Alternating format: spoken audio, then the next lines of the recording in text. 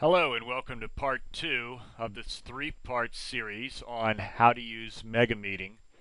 That's tjsl.megameeting.com.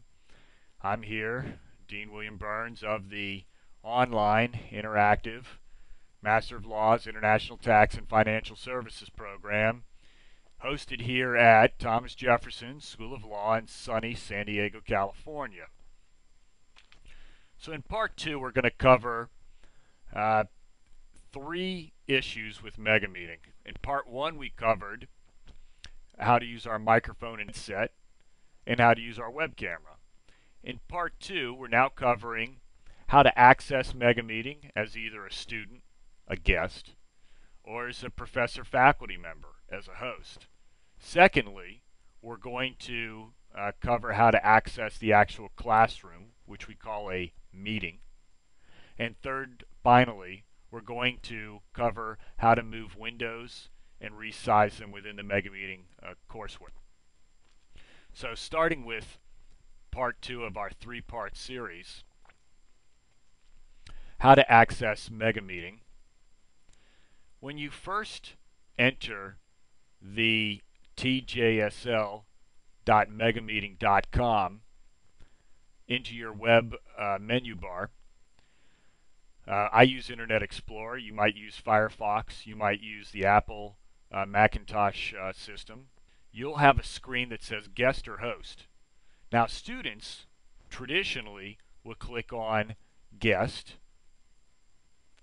and the only thing the student will need to know to enter your classroom is what is the meeting name. We'll see in a moment under saved meeting names all the possibilities.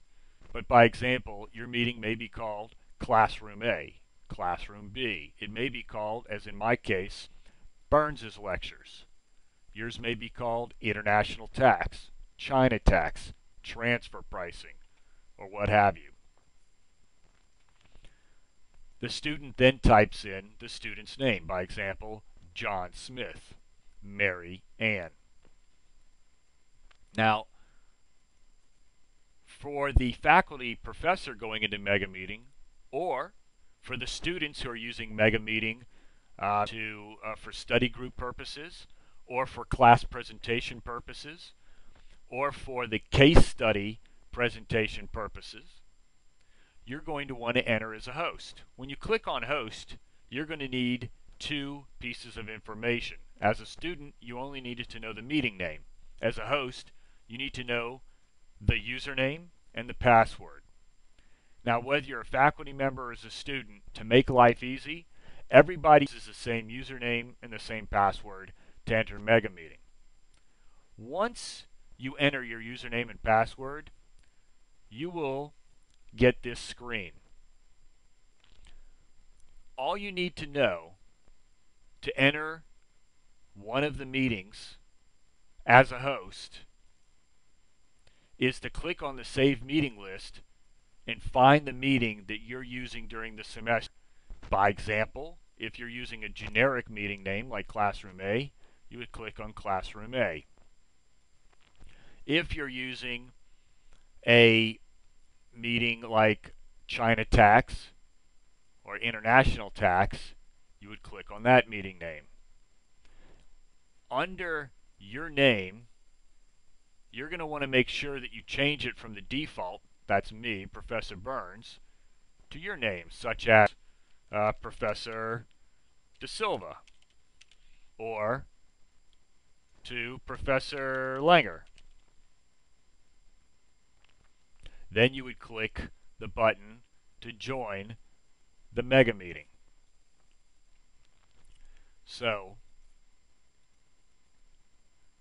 I would click join, and then I would end up in a screen as I see now. You must tell your students what your meeting name is going to be for the semester. So in the twin courseware that you see on your screen now that we're all using, under twin, make sure that you have told the students under your syllabus button, you've posted what your meeting name will be. By example, Classroom A, or International Tax, or China tax, or in this case, the meeting name will be transfer pricing, and what time your meetings will be.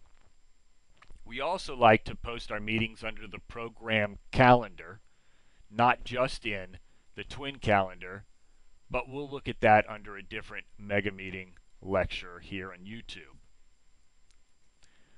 Once you're in the MegaMeeting, as I am right now and you're watching on the YouTube, the last function we need to look at in part 2 is that you can move around any of the boxes in MegaMeeting by simply placing your mouse cursor over the top of the box and dragging it to another area within the MegaMeeting classroom, as you see me doing.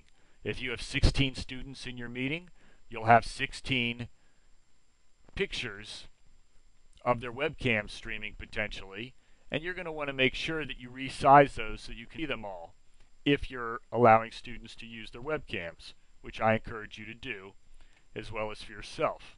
As you see, I can resize any window in any shape or configuration by clicking on the right-hand corner of that window, and as soon as my mouse cursor moves over a right-hand corner, it becomes a little hand.